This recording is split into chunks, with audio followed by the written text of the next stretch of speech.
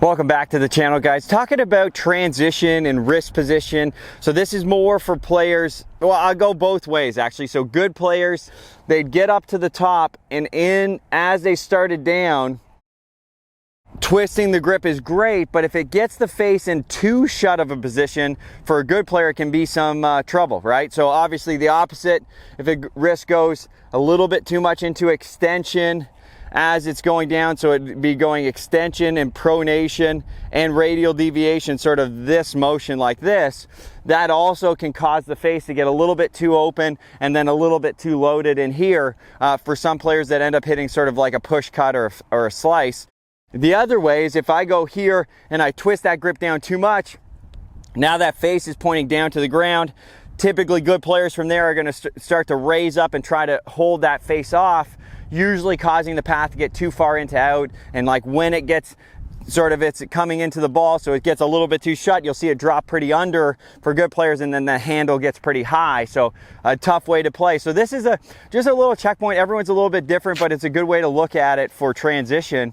So as I get up to the top here, what I'm trying to sense is in this first move, so I get loaded up here, so I'm set up to the top. In this first move, trying to feel like the wrist is going to maintain rather than change a lot in that first move. So it will start to flex slightly, but if you're a good player and you start to flex it a lot, that can be an issue. If you're going this way, yes, you're going to have to feel like it's flexing more.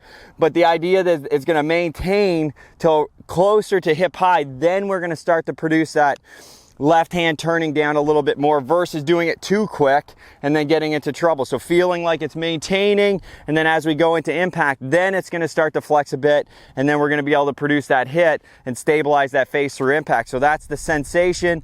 Good up to the top, feel like the face is maintained as I'm starting down, and then swing it through. It's reactive, so you're going to have to practice this if this is not something that you normally do.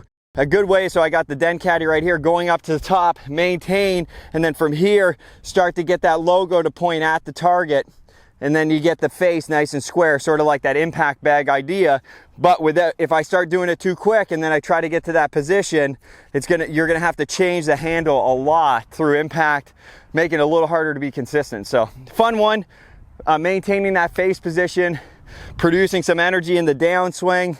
That was 94 miles an hour, that last one, and that's just focused on that same feeling, because that's going to keep the energy loaded into the club, and then I'm starting to stabilize that face as I hit it, and let the club swing through. So if you need any more help for your game, check out TinyGolf.com.